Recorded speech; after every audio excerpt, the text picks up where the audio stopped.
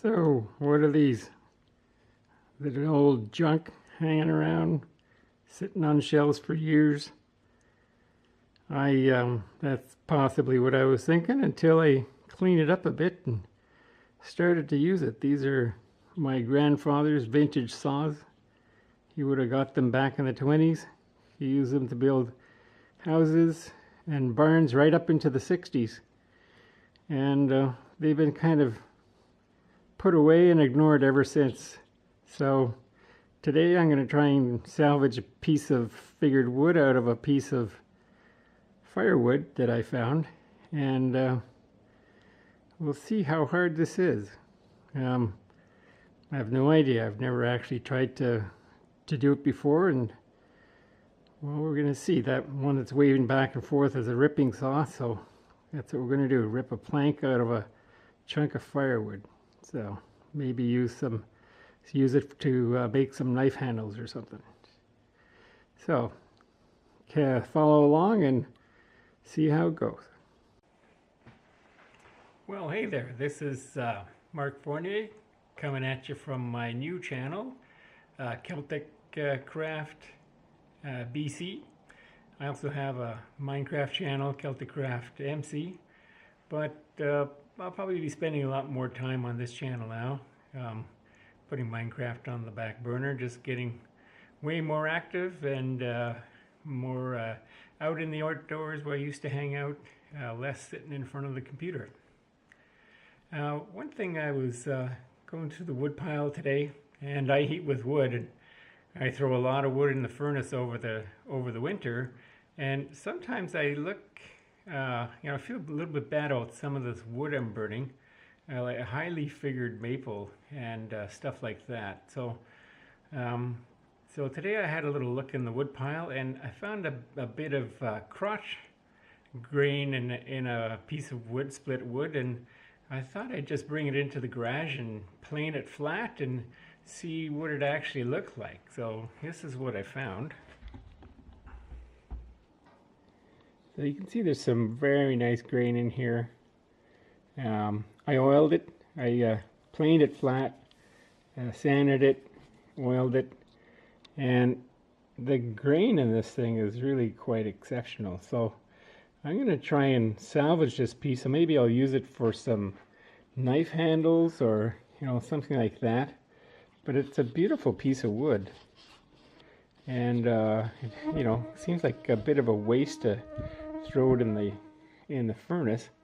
It'll keep me warm for about a half an hour, but I think if we had it in a nice knife handle or something like that, it would be something else.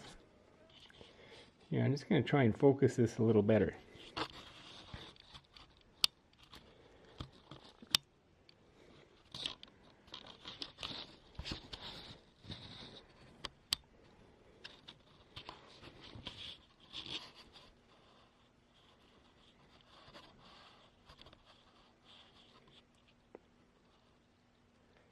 Yeah, you can see some of the radiating type grain in there. It's quite something. The beginnings of what I'd call fiddleback. Quite very nice. So I'm going to see what I can do with this. But first, I have to saw a blank out of this. So that's going to mean actually cutting it by hand.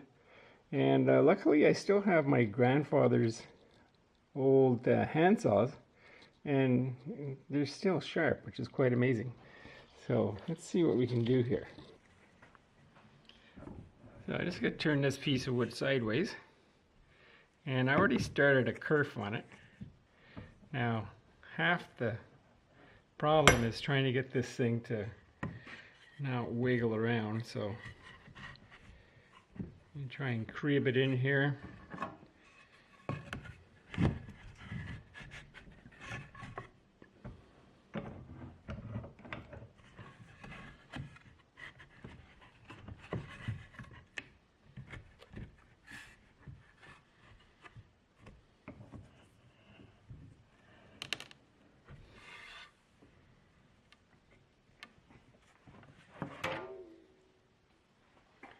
So This is my grandfather's old saw. This thing, he used this to actually build his house back in the 20s.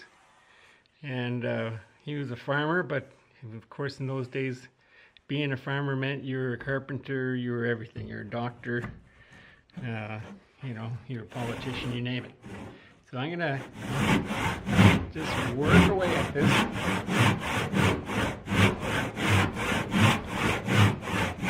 The secret with hand sawing is you let the saw do the work. You're not splitting this wood, you're cutting it. And as long as you're making sawdust in a easy motion, you're not forcing it. This saw cuts on the stroke forward, and all you're doing on the stroke backwards is clearing sawdust out of the saw cut. As long as you let it cut going forward, you're in good shape, and let the sawdust come out on the back stroke. And this saw he set this saw pretty well, so it'll cut straight down right through varying grain. And I have a line on the back of the piece of wood here just to keep me going down straight, and the hope is that I can get a 1-inch blank out of this, and we'll see what the other side looks like. I'll be right back. Okay, so I'm going to start, I've sawed about halfway through it, and now I'm going to take it the rest of the way down. I turn the block of wood 90 degrees. This just gives me more saw working on less wood, so I can go a little bit faster. And the existing kerf is going to keep my cut nice and true. But boy, this is hard stuff, I'll tell you. My goodness. So good Canadian maple.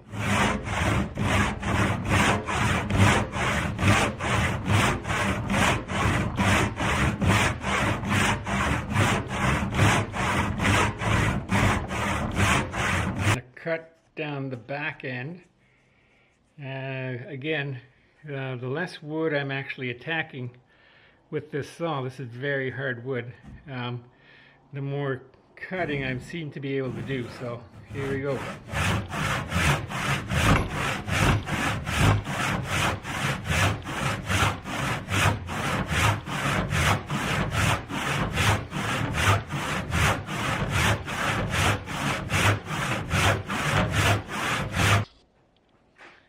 Flipped it over and I'm still sawing.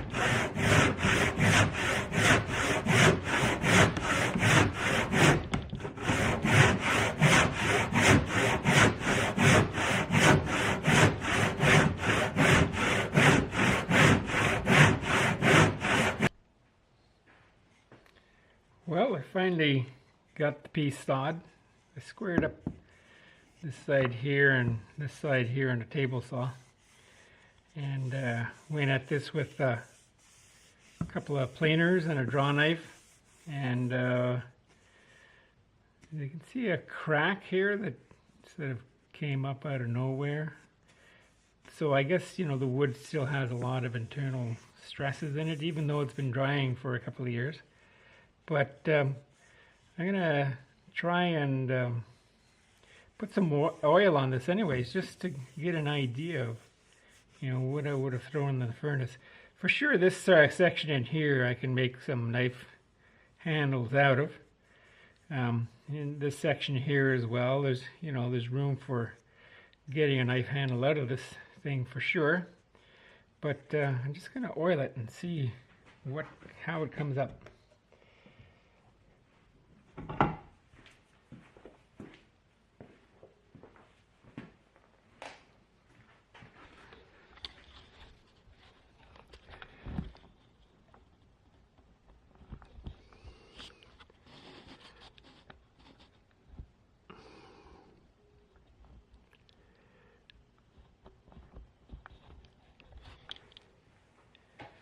So this is just boiled linseed oil, the tried and true treatment.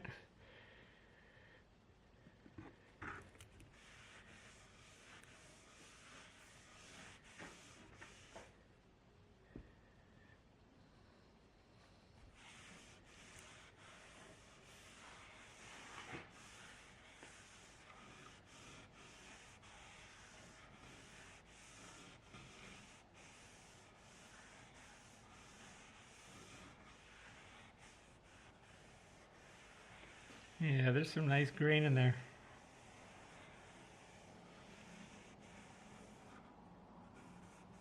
Not too sure what's going on here.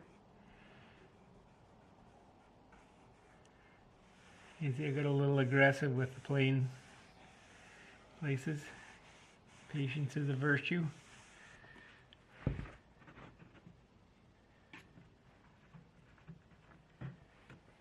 Yeah, we'll get a little closer look at this.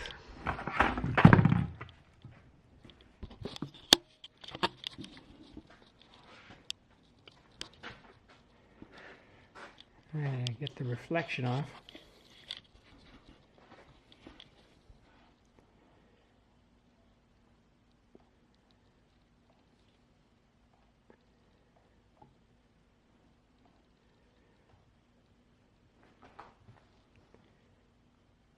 There's some pretty grain in there.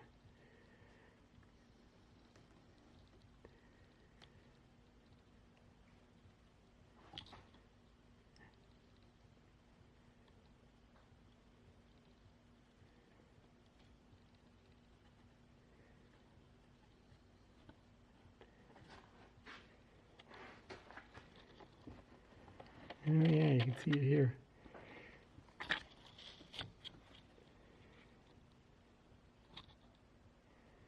Look at that.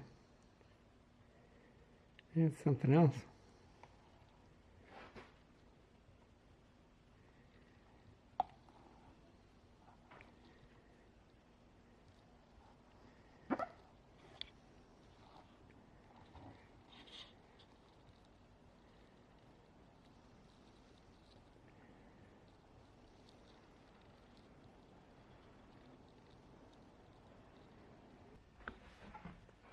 So, what did I learn today? A saw that was sharpened in the 60s, a good saw, a vintage saw, is still sharp enough to saw through a rock hard piece of maple. And sure enough, I'm throwing away some exquisitely grained wood, and I'm gonna keep track of this stuff as I'm feeding it into the furnace. And the next time I see some fiddleback, I'm gonna put it aside, see if I can't turn it into a board, use it for something. Anyway, hope you had fun. I know I did. Worked up a real sweat.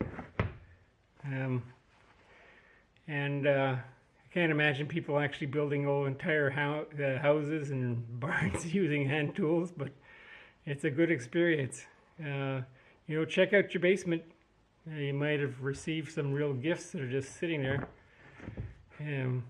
handed down from the previous generation, and this stuff works. My God. Anyway, before electricity, they used their hands. So just remember that, and be thankful for the tools that you have, and have a look around. You might have more tools than you think. Anyway, see ya.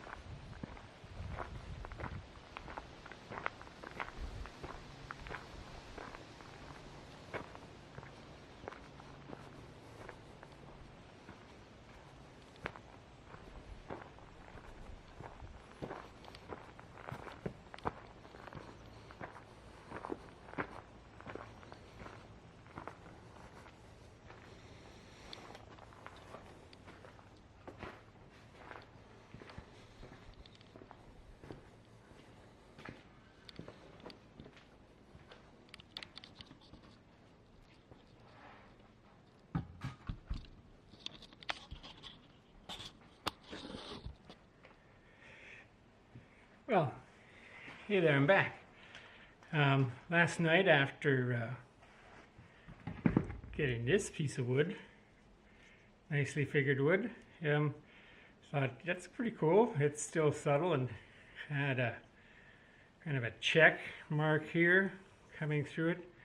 So it's still a piece of wood I could get a few handles out of. But I thought, what the heck, why don't I just go back into the wood pile and see what else I can find. And well, I did just that. And this time I used a chainsaw to cleave off a board. And what I did was I screwed it to a 2x4 and put it in one of these Black & Decker Benchmate things, and took a chainsaw, cut off a slab, made sure I wore my helmet and gloves and stuff like that just to be safe, and then I brought it over here to this old saw I have and gave myself 2 parallel sides, and threw it in this vise here, and using a trusty old Mastercraft plane. It's nothing too spectacular. I planed out all the saw marks, and look at this. It's quite amazing. Look at the grain in that. I haven't oiled this or anything. I did some 120 followed by 220 and then 320 and some steel wool. I haven't oiled it, but I'll do that right now.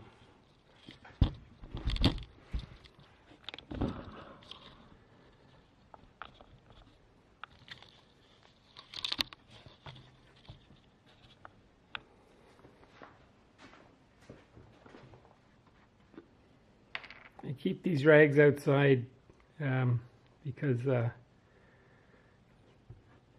boiled linseed oil in a rag can spontaneously combust very easily, and then your garage is on fire. That's no fun. But wow, that grain is just bursting. You can get a look at that. It's quite something. I'm definitely going to use this for something. My daughter needs a stand for her ukulele, so maybe I'll use it on that. I'll flip over the other side. This side is spectacular in its own right. Let's see what the other side does.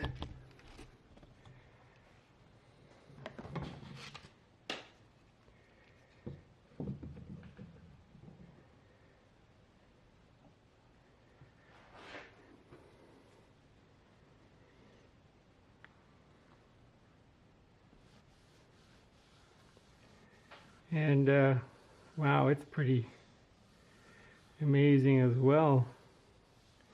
Really kind of trippy when you look at it.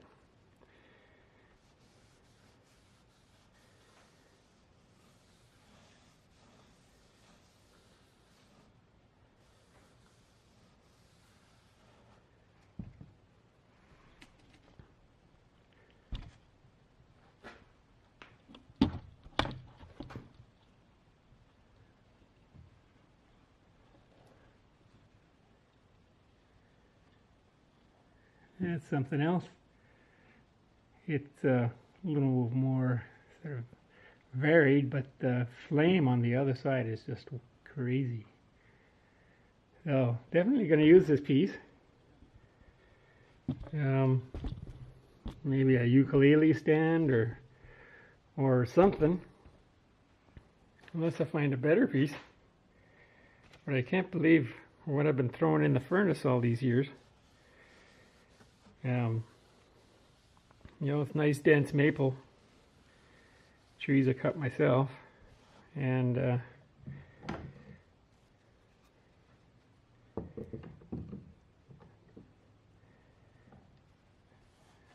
But wow, some of the figure.